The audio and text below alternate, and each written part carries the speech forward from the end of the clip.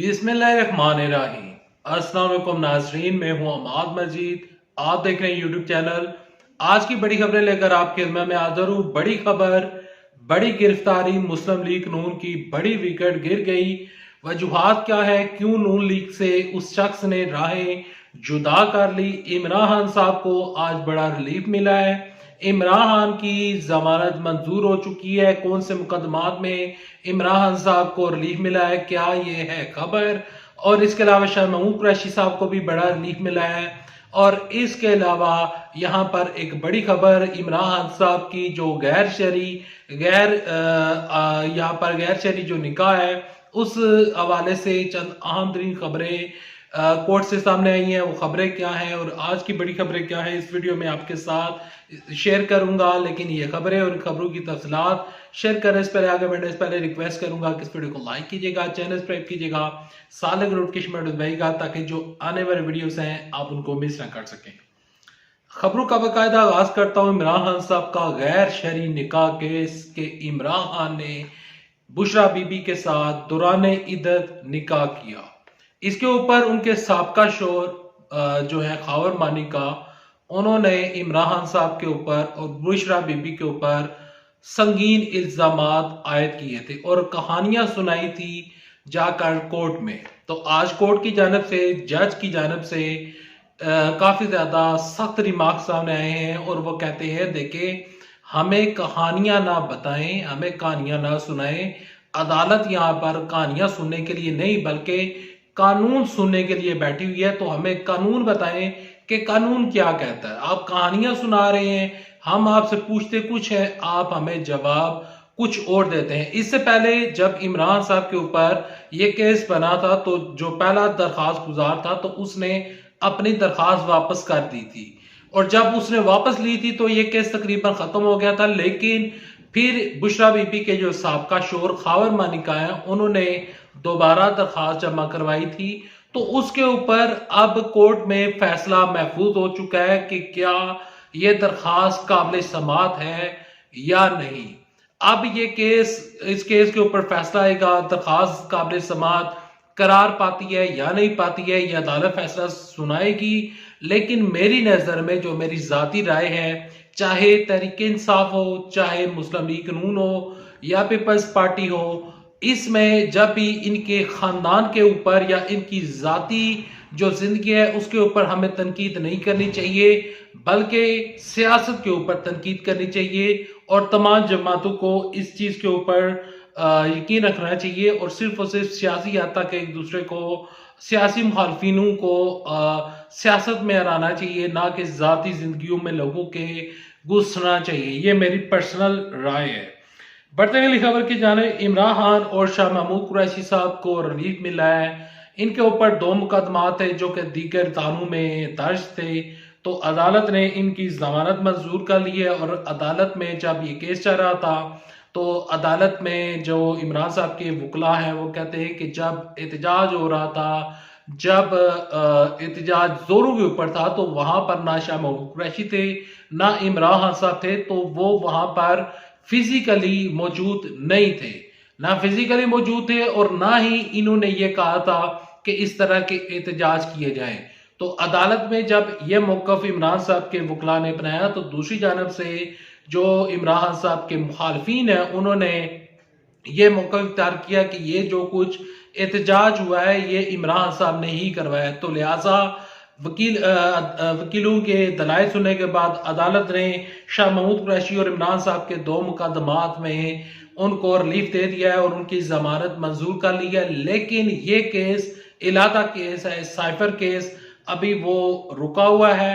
और इसके अलावा तोशाखाना का जो केस है उसमें इस्लामाबाद हाई कोर्ट का फैसला आना, वो भी अभी रुका हुआ है।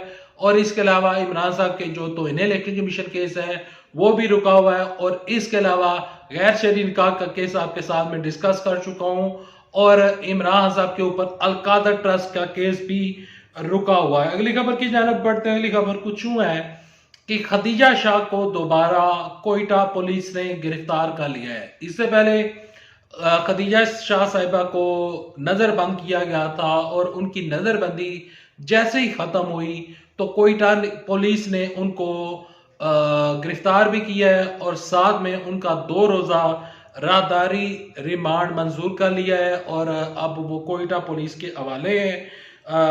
वो मजीद जब खबरें आएंगी और जब तमाम चीज़ें आएंगी इंशाल्लाह वो आपके साथ इस चैनल के ऊपर शेयर करता रहूँगा। अगली खबर की जानब पढ़ते हैं। मुस्लिम लीग नून की बड़ी विकेट गिर चुकी है और मामला जो है वो नून लीग के काफ़ी ज़्यादा संगीन हो चुके हैं। मरियम नवाज शरीफ साहबा ने आखिरी जो जलसा किया जलालपुर जटा में, वहां पर जो जलसा था उस जलसे में आवाम की जो तादाद थी वो बहुत थोड़ी थी। लोगों ने वो जलसा में शिरकत करने से लोगों ने इनकार कर दिया था। लोगों ने अदन दिलचस्पी का इजहार किया था उस जलसे में। मरियम नवाज शरीफ साहबा का वो जलसा नाकाम था। मरियम नवाज शरीफ साहबा ने जितने भी जलसे किए हैं वो नाकाम है और यहाँ पर मुस्लिम लीग नून के लिए बुरी खबर सामने आई है कि मनपसंद टिकटों की तकसीम के ऊपर जो इनके मलक सदीक साहब हैं उन्होंने नून लीग से राहें जुदा कर ली हैं और उन्होंने नून लीग की बुनियादी नशिस्त से इस्तीफा दे दिया है और वो अब नून लीग का हिस्सा नहीं है। यहाँ पर मामला जो हैं वो टिकटों के ऊपर काफी ज्यादा खराब हो चुके हैं। नून लीग के जो अपने बंदे हैं यानी कि जो बड़े बड़े नाम हैं, मरियम नवाज शरीफ साहबा अपनी मर्जी के टिकट जारी करना चाहती हैं और वो ऐसे लोगों को टिकट जारी करना चाहती हैं जैसा कि मैं आपके साथ यहाँ पर मिसाल देना चाहूंगा कि एहसन इकबाल ने रिक्वेस्ट की है कि मेरे बेटे को टिकट जारी किया जाए क्योंकि मेरा बेटा पढ़ा लिखा है। जबकि शाहिद अकान अब्बासी साहब, मलक सदीक और इस जैसे कई ऐसे नाम मुस्लिम लीग नून में मौजूद है, वो ये कह रहे हैं कि मनपसंद टिकट जारी ना किए जाए बल्कि मेरिट के ऊपर टिकट जारी किए जाए क्योंकि एहतसाब, अगर कोई भी पार्टी है तो उसमें एहतसाब होना चाहिए। देखें, नून लीग एक तरफ एतराज उठाती है कि बैरिस्टर गौहर अली खान साहब को तहरीक इंसाफ ने क्यों उन्होंने चीफ यहाँ पर चेयरमैन बनाया पीटीआई का, उसके ऊपर नून लीग एतराज उठाती है। तो दूसरी जानब से हम नून लीग में क्या देखते हैं, शहबाज शरीफ साहब वो नून लीग के सदर हैं, मरियम नवाज शरीफ साहबा वो चीफ ऑर्गेनाइजर है और मियां मोहम्मद नवाज शरीफ साहब वो तायात कायद है। अब ये तीनों बंदे इवन के ये डिस्क्वालीफाई भी हो जाएं, अदालतें इनको नाअहल करार भी दे दे तो फिर भी ये अपनी सीटों के ऊपर रहते हैं। तो फिर ये नून लीग वाले क्यों इतराज उठाते हैं कि दूसरी जमातें क्या कर रही हैं। आप पीपल्स पार्टी को देखें तो बिलावल भुट्टो जरदारी और आसद जरदारी ये रहते हैं, इनके बाद आसफा भुट्टो होंगी, बख्तावर भुट्टो साहिबा होंगी। एक तरफ खानदानी सियासत है और दूसरी जानब से इमरान खान साहब के चंद अहम फैसले हैं।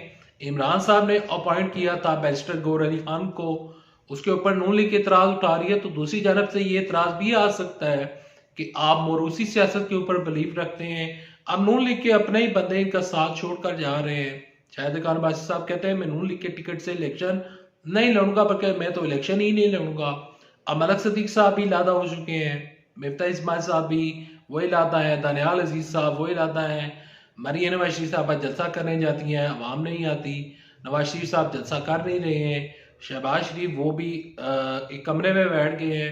ये जमात एक कमरे की जमात बन चुकी है और ये जमात अब जलसों में नहीं जा रही है। यहाँ पर नून लीग को इलेक्शन से पहले अगर उन्होंने वाकई अपनी पावर शो करनी है तो या तो इनको जो मीनार पाकिस्तान है उसमें एक तारीख साज जलसा करना पड़ेगा। 21 अक्टूबर वाला जलसा कोई तारीख साज नहीं था जिसके ऊपर मरियम नवाज शरीफ साहबा कह रही हैं कि 21 अक्टूबर को इतनी आवाम निकली थी कि पूरे पाकिस्तान की सड़कें बंद थी, लोगों की बड़ी तादाद ने जलसे में शिरकत की थी, हालांकि वहां पर 20,000 बंदे भी मौजूद नहीं थे।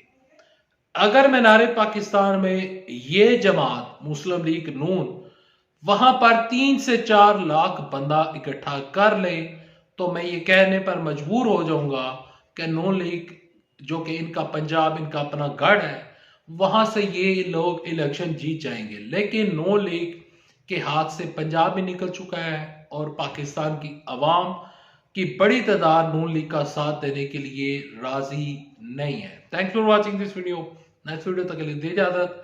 अल्लाह हाफिज। पाकिस्तान जिंदाबाद, अफवाज पाकिस्तान जिंदाबाद। जाते जाते इस चैनल को सब्सक्राइब करें और इस वीडियो को लाइक करें। नेक्स्ट वीडियो तक के लिए दे इजाजत। अल्लाह हाफिज। पाकिस्तान जिंदाबाद, अफवाज पाकिस्तान जिंदाबाद।